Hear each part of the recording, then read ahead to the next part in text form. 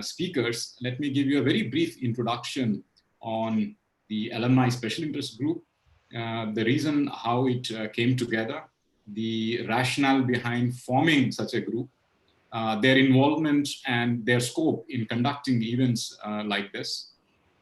So let me just very briefly start with introducing the Alumni Special Interest Group.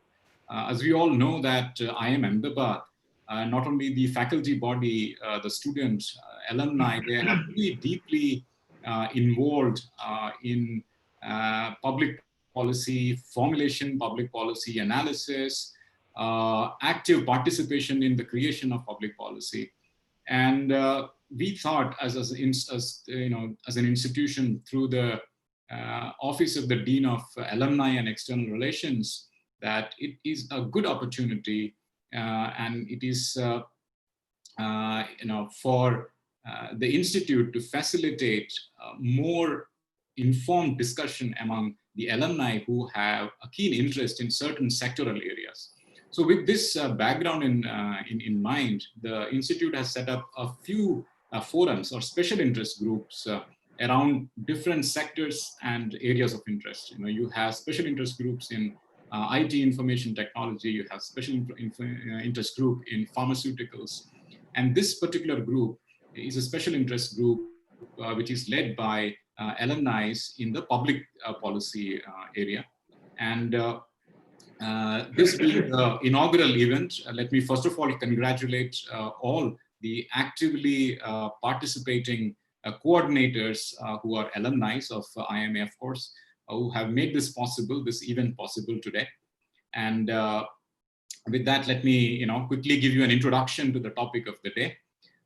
Today we are going to discuss financing India's infrastructure. Now, I won't talk much about the topic per se, because we know that at this juncture, at this point in time, the state of Indian economy demands a greater amount of impetus in infrastructure spending. Now, in the context of the pandemic, the COVID pandemic, the situation has only become more and more pertinent, more and more serious in terms of how things have to be planned out and evolved.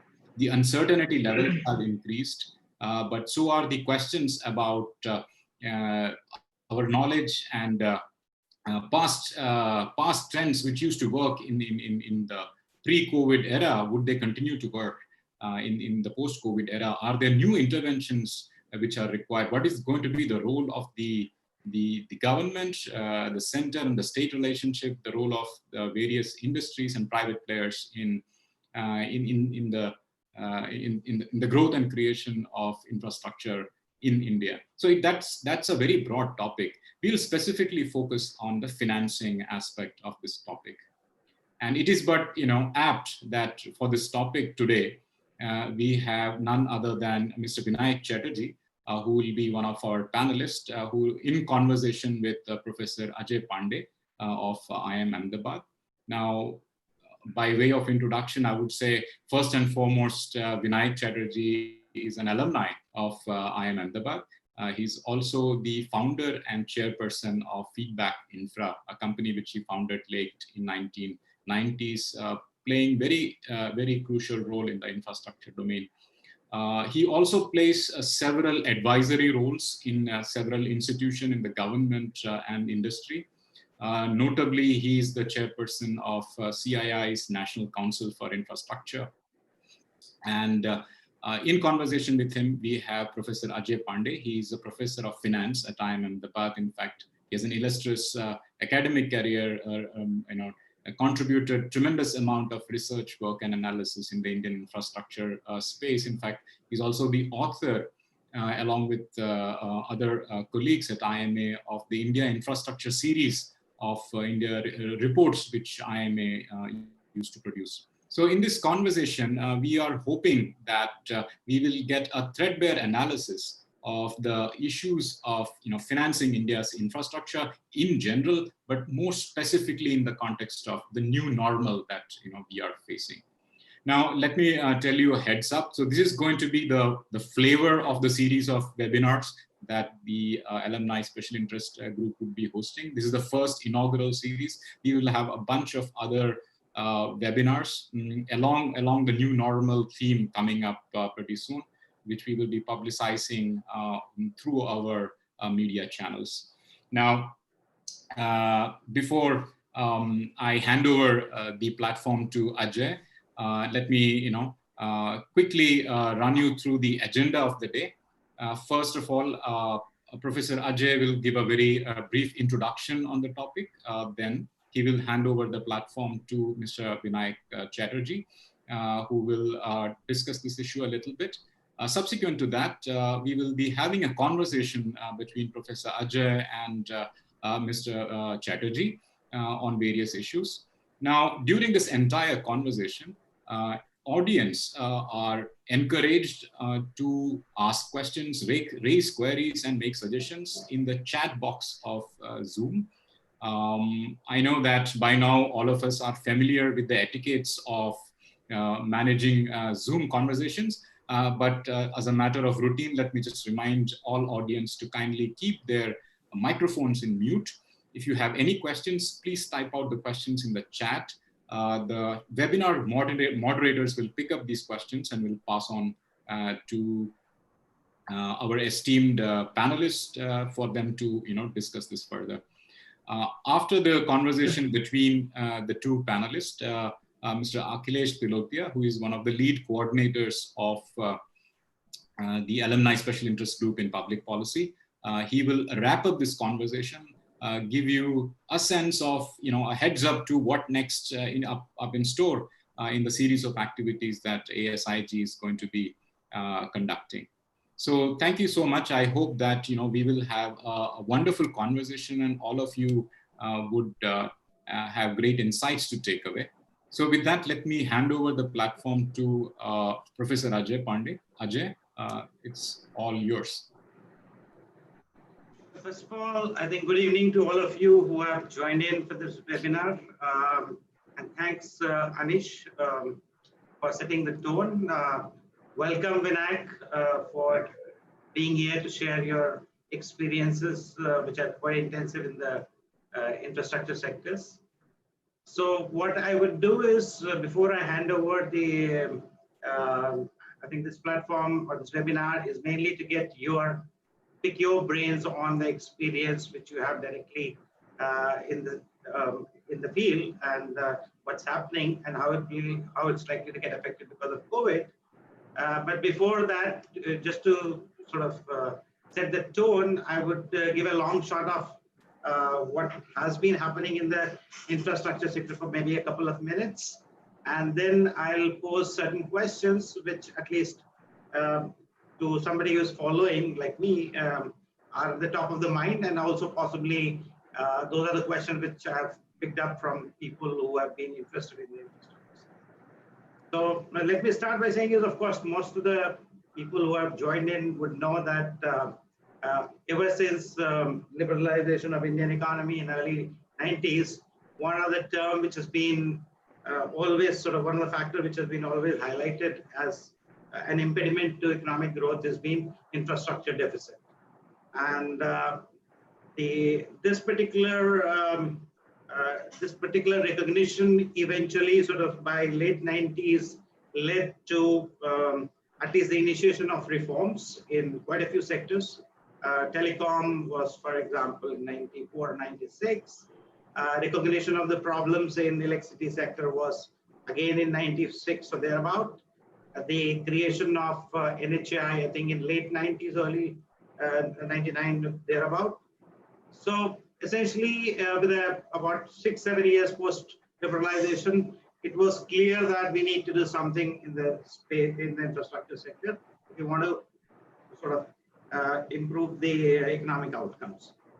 Early 2000 broadly saw a lot of action in terms of both the legislation, changes in the policy, and also the response from the private sector side, because a lot of sectors were opened up for the privatization, or at least they were offered private participation via PPP models which were created. So early 2000 by and large saw one, initiation of reforms, and secondly, also attracting private sector players. Around 2000, I think what one saw is that a lot of private sector participation was also had started giving trouble in terms of things which were not factored in, such as stalled projects, the lack of growth of demand as much as was possibly anticipated, and also possibly aggressive bidding by the players when they actually participated in the sector. So all these factors eventually ended up being reflected in the form of NPAs on the books of the banks, which were quite aggressive in terms of lending to the infrastructure sector by providing long-term funds. And once that particular phase was over, I think the governments have been facing at least the issue of financing. So of course, the immediate recourse was to use public finances more than the private capital in order to sort of keep the momentum going. Some new initiatives, such as, for example, opening the front on the RE side, the renewable energy side, actually worked quite well.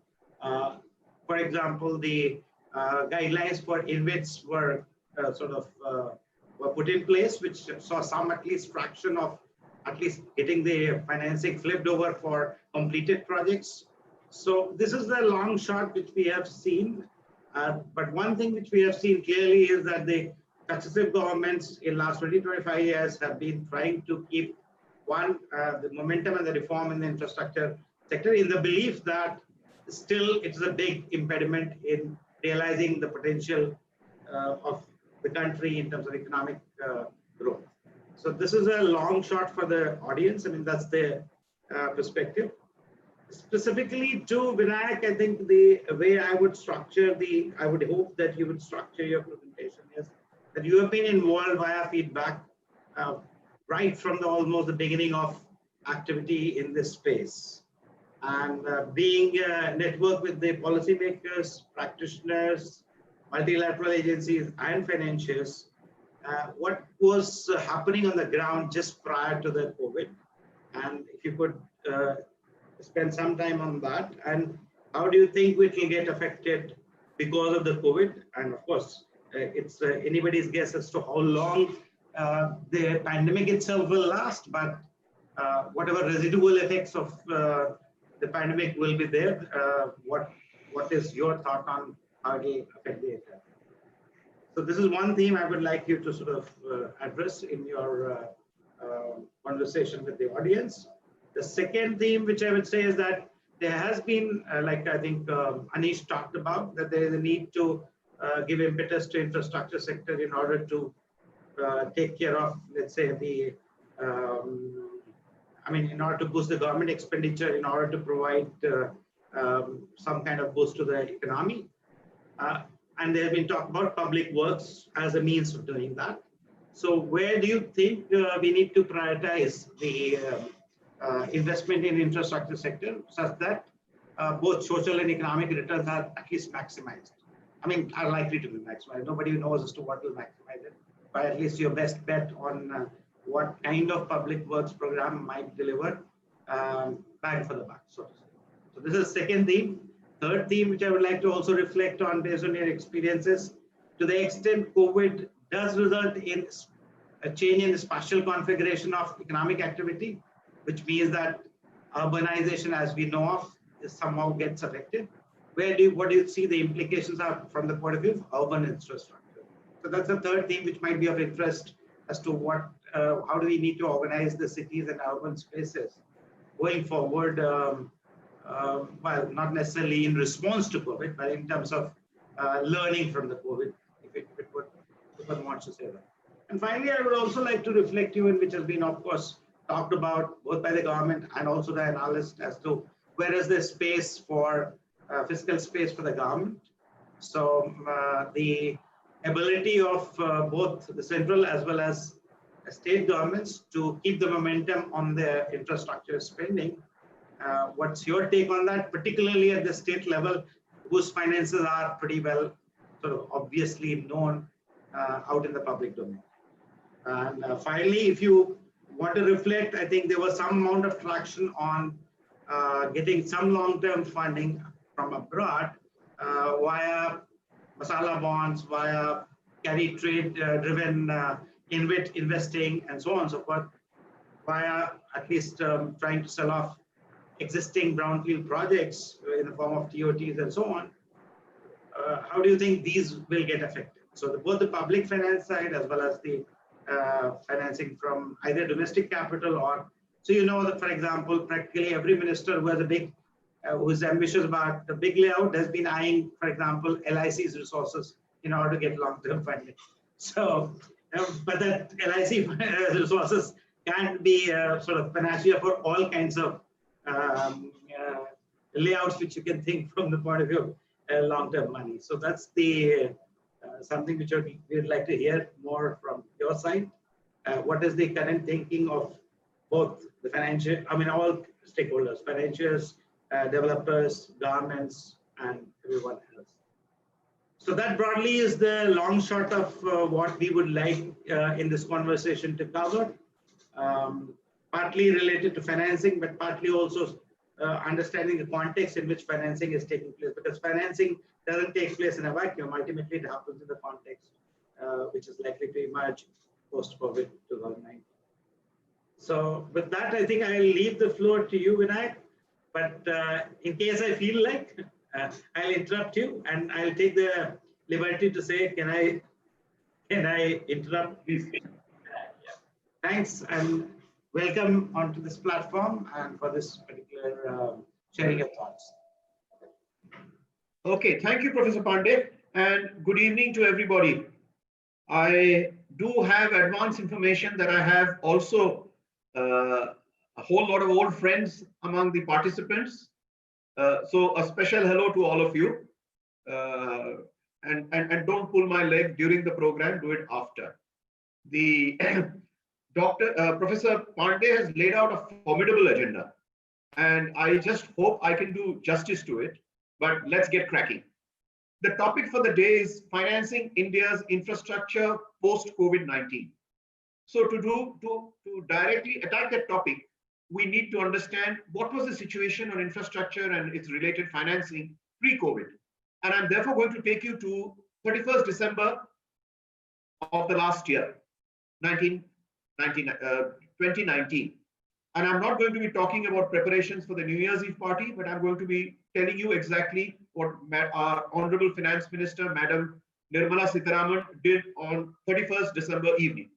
Well, she announced the National Infrastructure Plan, NIP. And the National Infrastructure Plan envisages India investing 111 lakh crores in the next 5 years. Now, to keep the math simple, let's just divide that by 5 because I'm going to use the annual numbers as we go along. So roughly take it that she announced an infrastructure financing plan for the country at 20 lakh crores per annum.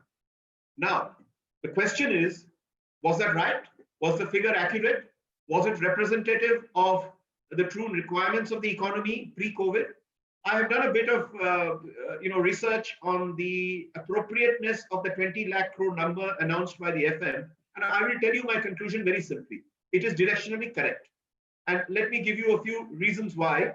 The last time we had a structured attack on the problem was during the 12th five-year plan, which envisaged a 56 lakh crore investment in the economy. Divide that by 5, you'll get 11 lakh crores. If we don't have a 13th plan, but if we did have a 13th plan, and we know that preparations were on to write the 13th plan, which Planning Commission got dissolved and Niti Aayog came. But if we had a 13th plan, that figure would have been 75 lakhs a month, which means divide by 5 again, you would have got 15 lakh crores a month. So 11 lakh crores in the 12th plan per annum, expected 15 lakh crores as per the draft documents for a 13th five-year plan that would have ended on 2019. And therefore, following that, a 20 lakh crore announcement per annum in the here and now, 2019 to 2024. So broadly, let's put that debate aside and say, let's agree on the fact that the 20 lakh crores is generally directionally correct and numerically appropriate for the problem of developing infrastructure assets on the ground in India. So if that is so, that was the pre-COVID stage. And the National Infrastructure Plan that was announced by the FM and backed by the then Finance Secretary, Department of Economic Affairs, Mr. Atanu Chakravarti, had all the surrounding bells and whistles that 30% would come from the states, 30% would come from private investments, PPP, PSUs would invest, foreign capital would come in, there'd be municipal bonds, etc., etc., etc. That was pre-COVID. Now, come COVID, and the situation changes dramatically. And let me tell you why the post-COVID situation changes the context dramatically. First, the absolute number of 20 lakh crores today looks very, very daunting for the simple reason that central government finances are stretched to the hilt. I mean, there are serious economic debates going on as to whether the fiscal deficit should go up to 8% or 10 or 12, and how much is being going to spend for various other issues like misery alleviation, food for work, etc., etc. The central government finances are under severe stress. The collections have come down, income tax, GST, customs, direct, indirect taxes. We have never in the recent past seen such stress in central government finances. States, which were supposed to do 30% of these 20 lakh crores per annum going forward, are in a worse off situation. They have lost much of their revenue raising capabilities after the introduction of GST. And in any case, they're not getting even the mandated transfers from the central government in time. State finances are possibly today more stressed than the center. So their ability to invest in infrastructure is hugely, hugely under a cloud. Private investment, PPP, you can take it that it's almost dead. I can't think of any board in India whose board of directors are sitting around today and saying, let's put in some big bucks from our balance sheet into Indian infrastructure. No. Companies that develop infrastructure or constructed it are only interested in getting more EPC contracts from the government. Nobody in the private sector is today interested in putting balance sheet money into infrastructure. Just like nobody else is setting up new capacity. So private sector interest domestic is at its lowest ebb. There is a lot of talk of foreign money coming in. Now remember, most of the foreign money did not come into new asset creation. Most of the foreign money came into acquiring operating brownfield assets. So all the big funds that you see, Blackstone, KKR, Canadian Pension Fund, CPPIP, CDPQ, Abu Dhabi Investment Corporation, etc., etc., etc. Much of their monies came in to yield long-term, to earn long-term annuity incomes out of operating brownfield assets, not to create new assets. Are those funds going to be acquiring operating assets today in the post-COVID world in India? A big question mark, because buying those assets means predicting demand. If you're buying a road project, you'll have to predict traffic. If you're buying a power plant, you'll have to predict how much electricity not only will you supply, but how much the DISCOM will pay you, which is a bigger issue. So there is very muted interest right now, even in picking up operating brownfield assets, which would have released some capital for somebody, state or private. So we don't have the foreign funds jumping in joy at investing right now in Indian infrastructure. Now we come to the issue, why has the context changed so dramatically? It has, because of this huge unemployment, uncertainty, devastation facing Indian employment. Depending on which statistic you want to believe, 1 out of every 5 or 1 out of every 10 Indian is unemployed today. The issue of both urban and rural misery is something that is extremely worrying. You've all seen pictures of migrants going home. You've heard the statistics of unemployment. So there is a huge pressure now on the government on humanitarian grounds for no economic reason, purely on reasons of removing human misery and providing at least 2 square meals a day in the remotest parts of India, in the backwaters of Bharat.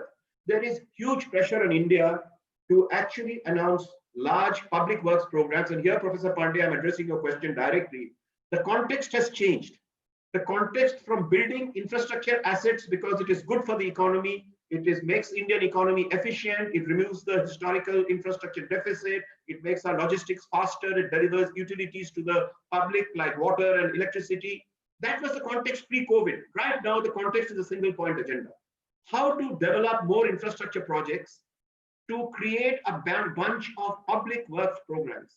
Now, I have recently been doing a lot of work on the historical context of public works programs. And while everybody knows it's standard Keynesian theory, it is today government-funded large public works programs is probably the only lever we have left to pull to get the economy to even start revving up again. So, monetary policy, reduction of interest rates, as well as delivery of credit, to the extent that it has happened or not happened up to expectations, actually only impacts the supply side. Now, the supply side, ramping up production on the supply side is irrelevant if you don't have demand. So ultimately, all pointers are pointing towards the revving up of India's economy by demand stimulation in the absence of private investments, in the absence of great investments from outside on creating new assets. The only hope is government-funded public works programs. That is the reality of the day that we are facing, and that is the context of infrastructure financing in the times that we are living, the topic that we have, financing India's infrastructure post-COVID. History has taught us that public works programs are possibly the only answer. I was amazed to learn that the Bara Imam Bara in Lucknow was built by Asaf-ud-Dawla purely as a relief measure for famine-stricken population in Lucknow in mid-1800s. After that, we are all familiar with Franklin Roosevelt's New Deal to get America out of the Great Depression. We know about Hitler's push for autobahns in Germany between the two wars. We know about the Marshall Plan for the reconstruction of Europe after World War II. So history has taught us that under such constrained circumstances, where a huge population has to be taken care of in terms of their basic living to get food, there is no other solution right now than massive public works programs. And India right now is contemplating or even implementing two kinds of public works programs. One of the public works programs is what I call at the local level, at the village level. And towards this extent, the government of India has announced the Garib Kalyan Rojgar Abhiyan, which immediately transfers 50,000 crores into rural India over and above the Manrega program, which is food for work program. Over and above this, 50,000 crores have been transferred into a bunch of local public works at the village level, things like schools, clinics, resurrection of defunct water bodies, stuff like that, minor irrigation, which is at the doorstep of the villagers, where both men and women in the village can live there and participate in these local works for asset creation. That I would call is the smaller strategy for public works. Along with it is the largest strategy for public works, which is to create large national infra assets, national highways, state highways, major irrigation works, coastal economic zones, new state capitals, 24/7 water supply. These are, Nal Se Jal, which is the 24/7 water policy. Create maybe 15 new All India Institutes of Medical Sciences in the states that don't have adequate health infrastructure as a hub and spoke combination, etc., etc., etc. So a huge bunch of major public works programs to actually get the multiplier effect on demand stimulation, as well as providing employment and alleviating misery. Such large construction intensive, labor intensive infrastructure public works has multiple multipliers of about 6 or 7. Other than employment, it raises demand for steel, cement, whole lot of construction material, a whole lot of the multiplier effects are very good. So the context for infrastructure, as I started by saying, is from building India's economy into a powerhouse, it has now changed to providing public works, local and massive national. So the question which is uppermost in most people's minds is, all this is very fine. Where's the money? Show me the money. Now, therefore, we now come to, in a sense, the latter part of the situation that is emerging, is to say that two ideas are gaining traction in policy circles in Delhi. One is to set up a new developmental financial institution dedicated for infrastructure, because much of this activity is only going to be funded by the central and state governments. So a DFI is required whose agenda, now all of you who have been through IIM and studied economics and all that know that investment is made in two forms. Either you get a market return on capital or you get an economic return. Right now, public expenditure is being channelized to get an economic return in society and not a financial return. So you may not get IRRs of 12%, 16, 18, 20, 25%, or 30% that the PE funds love. We are not talking in the context of public works. We are not talking about a financial return on capital. We are talking about in a social cost benefit analysis format, we are talking about an economic return to capital, which will benefit the country for the next 10, 20, 30, 40 years. And here, two ideas are gaining traction. One, a developmental financial institution. Please remember that often people remind me that DFIs or developmental financial institutions have become a dirty word. Because of IDBI, IFCI, ICICI, they were all kind of, their time was over. They had become defunct. They had become dinosaurs of the financial sector. That's not true. Remember, in the 1960s, India was capital starved. And many of the large industrial groups today who make us proud in India are creatures that were funded and supported by the DFIs of IDBI, IFCI, ICICI across the 60s, 70s, 80s, and early 90s. It was at that point of time, industrial capital was in short supply and DFIs were positioned to provide that capital. Today, infrastructure capital is in short supply and we would love to position a developmental financial institution that makes capital available to a capital starved sector for the public good. We're talking about public works programs now. We're talking about economic returns. And therefore, there are various ideas floating around. There is, as of day before yesterday, the Finance Ministry has created a new group called the Group on Expanding Institutional Finance for Info. I'm proud to have been invited to that group. And it is that group which is discussing exactly the ideas which I'm talking to you right now. DFI. It is not that India does not have DFIs for infrastructure. In the power sector, we have got Power Finance Corporation and REC, Rural Electrification Corporation. In the railways, we have Indian Railway Finance Corporation, IRFC. In urban, we have HUDCO. In agriculture, we've got NABARD. In highways, Mr. Gadkari is very keen that we have a DFI to fund the transportation sector, where there is no dedicated. So it's not that India doesn't have DFIs, but we have them sectoral, we have them scattered, and we have them not adequately capitalized for the task of 20 lakh crores per annum. We do not have that level of balance sheets. So in this context, one of the ideas, I can go on and on about it, but let me stop here on DFIs. That's idea number one, is how does India create a massive DFI with hopefully a 20 lakh crore balance sheet? And we will subsequently in the discussion look at ways and means how this balance sheet can be created. The second idea is a little more ambitious. It is actually to request the government of India, the finance ministry, policymakers to think outside the box. All the thinking that is being done now about public financing of infrastructure appears to be within the context of the Union Budget of India, also called the Consolidated Fund of India. And there the conversation stops very quickly because people say, how much fiscal deficit can we take? Already it is 12% or 10%. Can we go to 15%? The time has come to stop all such discussion. The time has come to think outside the box. Well, if the time has come to create a new box, let the Consolidated Fund of India run the routine housekeeping operations of keeping the finances of the country going. Let a new box called the National Renewal Fund be a dedicated box to put money into large-scale infrastructure projects which no credit rating agency will mind. I have spoken to S&P, Moody's, CARE, ICRA, CRISIL, etc. No credit rating agency will mind a second box which is well contained and is transparently building national infrastructure assets, has a financing plan and has a wind down plan also. I could get into details of structuring such a fund, but it will take up too much time. So let me leave you with the idea of a 30 lakh crore national renewal fund, which will have a life of 50 years and rebuild India in the direction that all of us desire.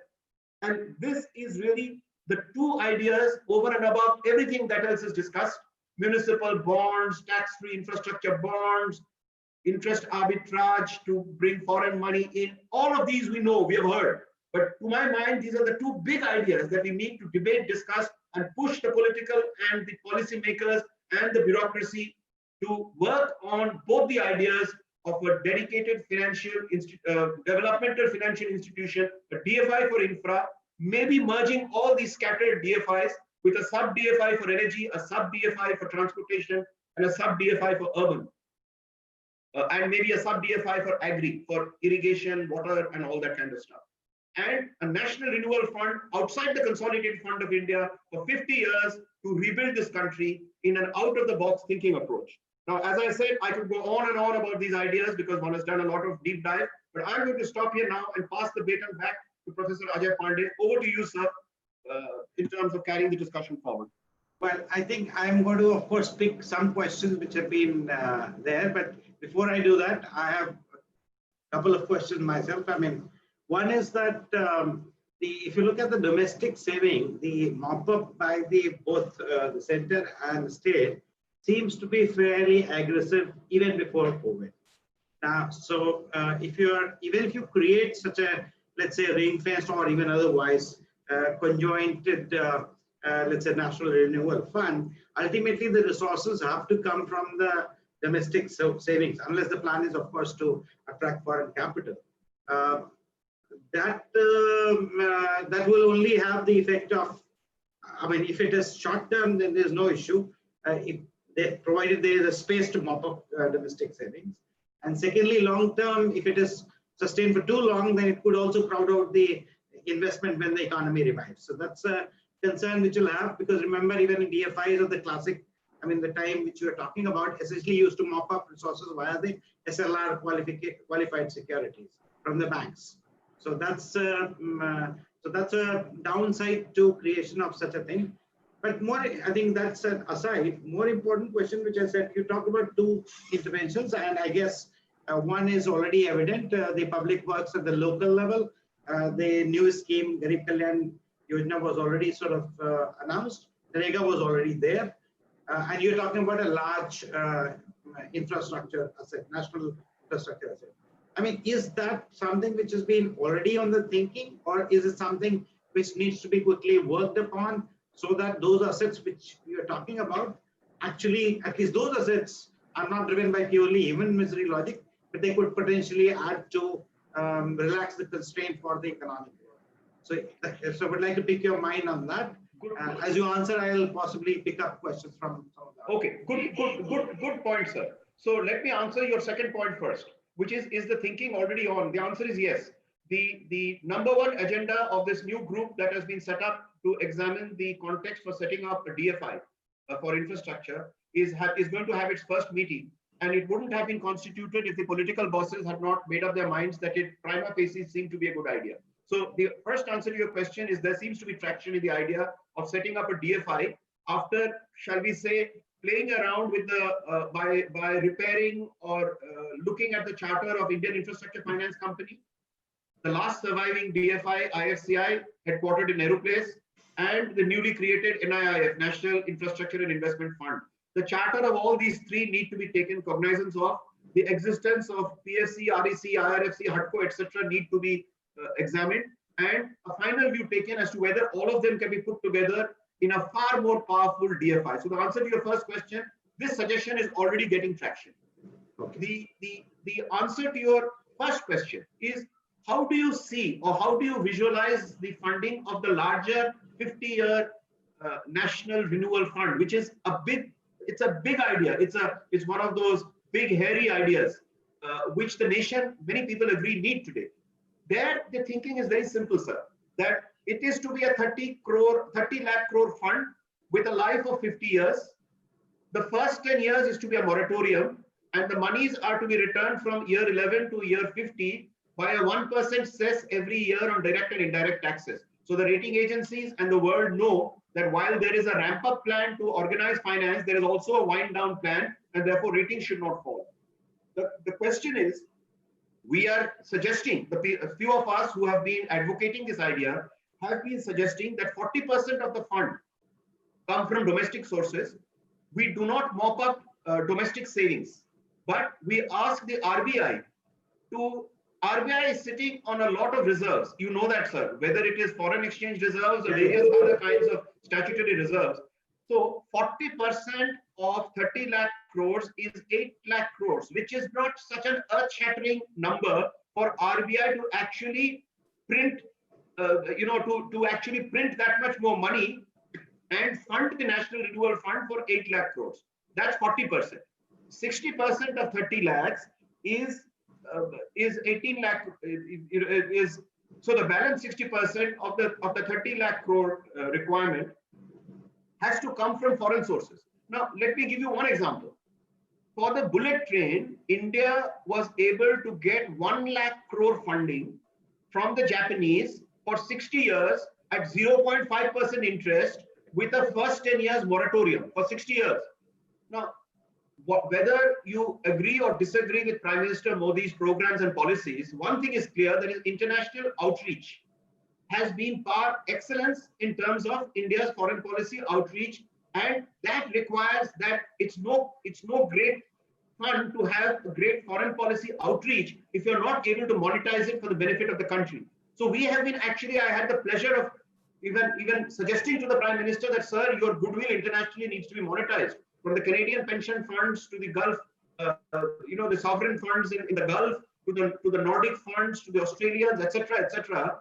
If the Japanese could give 1 lakh crore for one project, surely India has the capacity to raise 60% of 30 lakh crores, which is 18 lakh crores, from all our international goodwill with a sovereign guarantee, and please add the developmental financial institutions, the IMFs, the World Banks, the ADBs, the NIBs, the AIIBs, etc., JICA from Japan.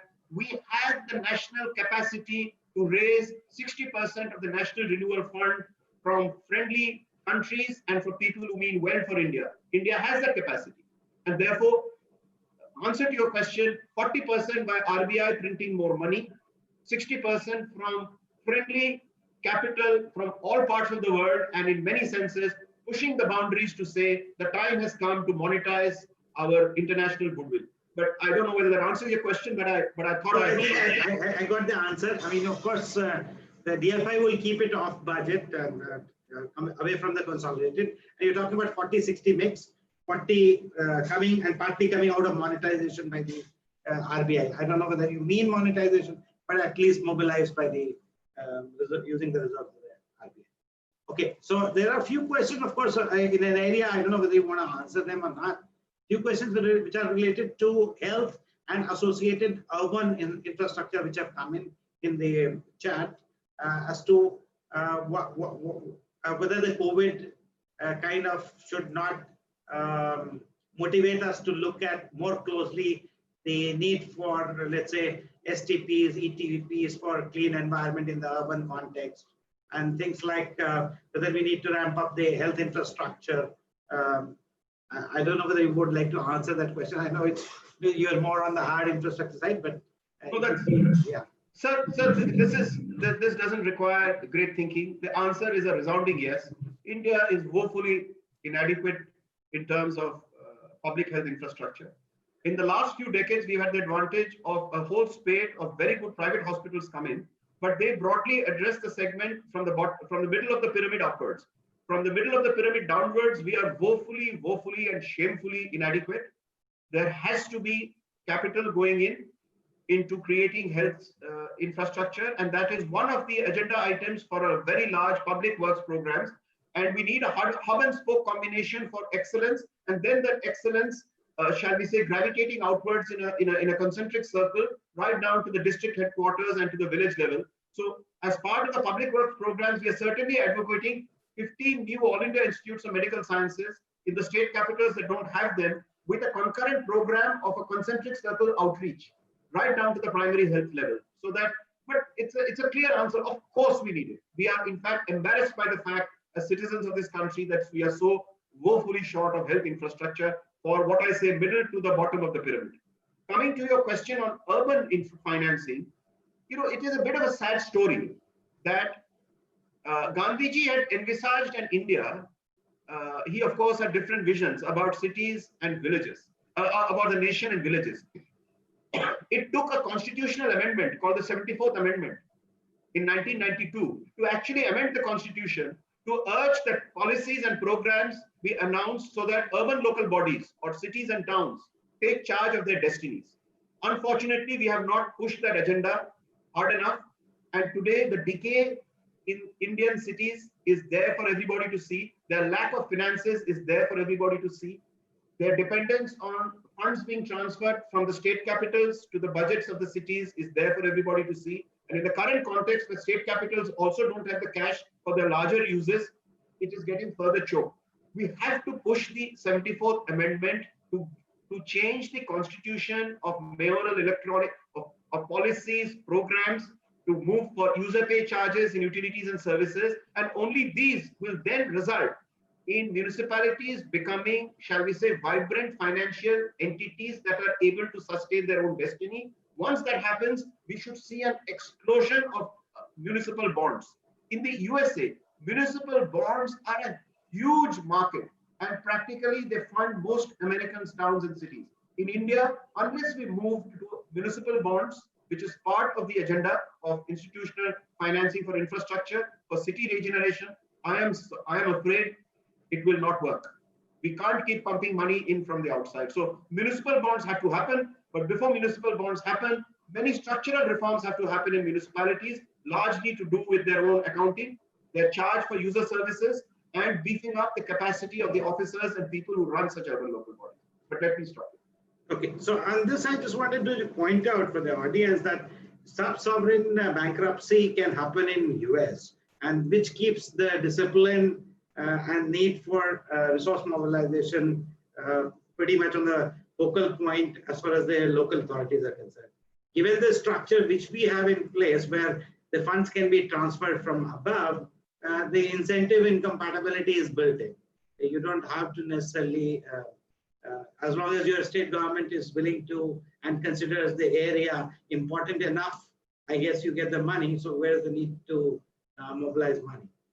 That's, of course, I don't know whether you're referring to such structural reforms as well, but I think that's important to keep in mind.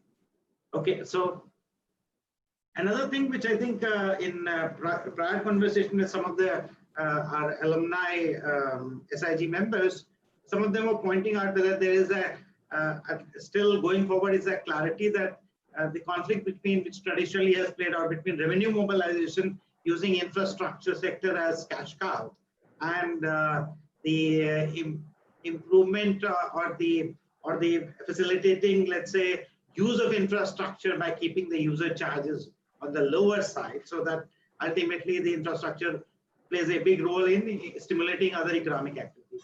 That trade-off is that clarity which is emerging, which historically in Indian context has never sort of been there. Whether the infrastructure sector are, by offering somebody a monopoly, you can extract more revenue out of them, or whether you want really to lower the cost of services provided by the infrastructure players. So this conflict. So this conundrum exists even in mature societies or economically advanced societies. The moment we've seen it in Thatcherite Britain in the privatization of rail and water. We see this debate in the US, we see this debate in Europe, so this conundrum exists, and the right way to handle the conundrum is to actually charge user fees which are appropriate for the consumers who are utilizing the infrastructure services, to charge them an amount which is economically justified for the services that they're getting. So a person driving along a good highway should feel happy about paying the quantum of toll that he's paying. Or the person consuming electricity should feel that, yes, I am not being overcharged because I'm industry or I am a high net worth individual, but I am being charged what I deserve to be charged. And then what happens is, in developing economies like ours, we cannot turn our face away from the less fortunate brothers and sisters who do not have the ability today to pay for the infrastructure services which they would otherwise have and wish to and need to consume, like electricity, water, urban transport. And in those cases, a direct benefit transfer needs to be worked out so that they are subsidized. India has made some movements forward. For example, in many states, in the electricity bill of people consuming less than 400 kVA per month, the government gives, in Madhya Pradesh, if they get the bottom of the period, get a 90% subsidy on their bill, which the government is then supposed to transfer to the DISCOM. Now, so therefore but that should not prevent the large paying population to be absolved of paying the user pay charges. Ask anybody in Delhi or Mumbai how much they pay for their water. and they will tell you that they're happy to pay for more, but nobody ever asked them to. So we have to solve the metric of user pay charges by a combination of correct economic charges for the utilities consumed and have a social conscience for less privileged members of our society whose bills have to be reduced by a direct subsidy from whichever is the right government. But the principles of good economics should prevail over not even addressing this issue, like has happened in the power sector for so long, like giving free power to everybody, and therefore the country is in a mess today. So we can't run with that system. So we will have to run with a system of economically correct user pay charges with a direct benefit subsidy to the more vulnerable sections of society. Just to sort of once again sort of paraphrase what you said, essentially what you're talking about, if we have some kind of normative benchmarked usage charges, if we have the quality standards which are specified, maintained, and if we have DBT, we can sort out this problem. Yes. Yeah, these are the three elements which we need to have. Unfortunately, reality is that we don't have these three things, at least across the sectors.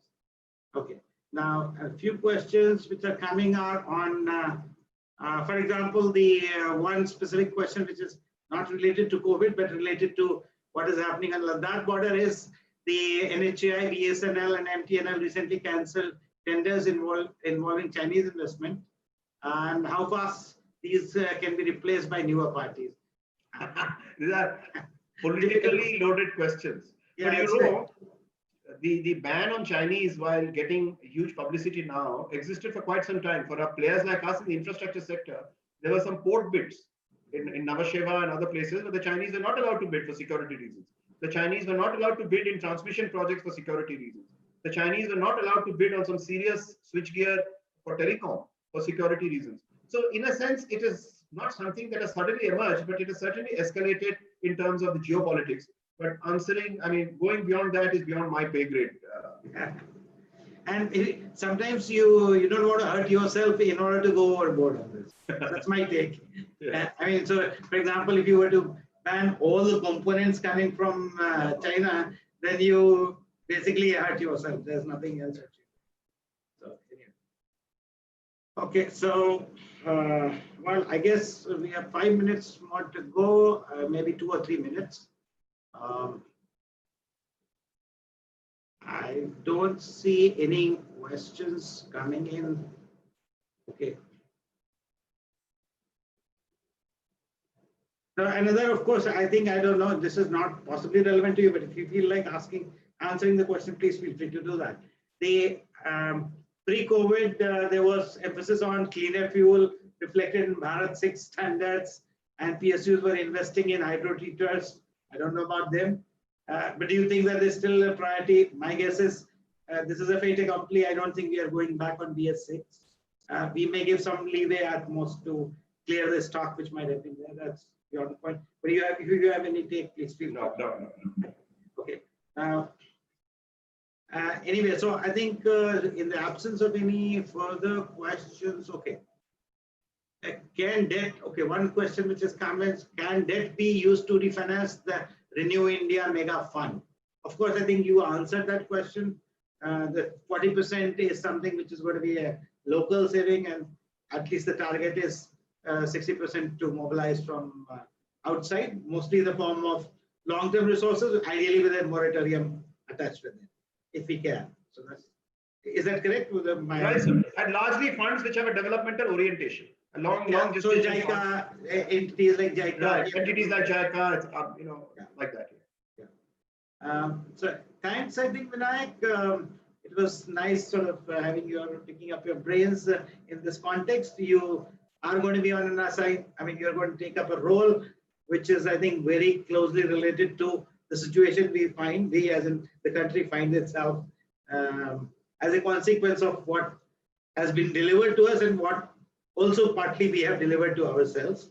So hopefully we'll get out of it and cleanly and possibly stronger. That's a wish, and hope that you'll contribute in that process. With that, I think I'd like to thank you and thank the audience for being there. The floor is to you. Thank you, Professor Pandey, for hosting a wonderful discussion with Mr. Vinayak Chatterjee. On behalf of the entire Public Policy Alumni Special Interest Group, please accept our heartfelt gratitude. Vinayak, thank you for taking time. I enjoyed myself, so don't thank me. I can see that completely. There were some fascinating ideas. It is very rare to find 20 lakh crores and 30 lakh crores, but you have found them. And so thank you so much. I was also talking to a few participants when this was going on, and they find the idea very interesting, very workable, and wish you all the very good luck as this subgroup begins to look at some of these opportunities, etc.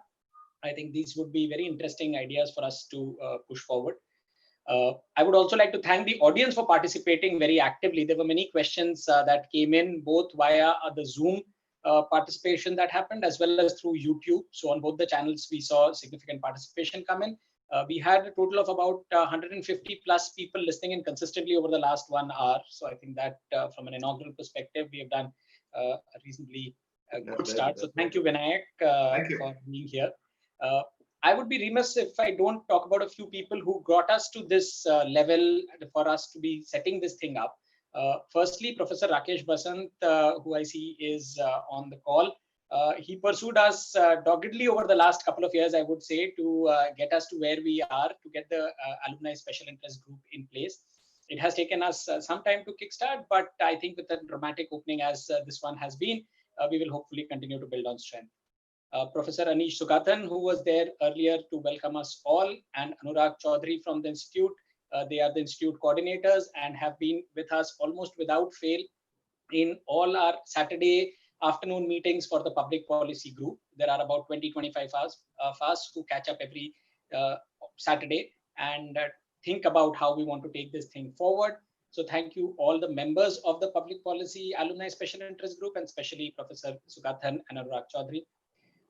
Suhail Qasim, who is also as a co-panelist here, would like to extend his thanks to all of you. He is the co-coordinator and a senior for me from campus. Incidentally, for us, both of us share our birth date, and we are separated apart by exactly 1 year. So 10th of January is in some sense an important date for both of us.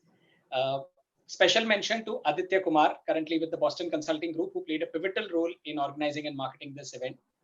Vidhi Desai from the Institute, who is ever dependable on any challenge that we throw at her, whether it is designing the banner or the YouTube or the Zoom coordinations, etc. And we hope that this series of events will continue as we go forward. We are already looking forward to welcoming Professor Rama Bijapurkar on the 25th of July at 5 p.m. as part of our second series as far as this Public Policy Special Interest Group for the alumni is concerned. Thank you all for joining in, and thank you, Vinayak, and thank you, Professor Pandey, once again. Bye-bye.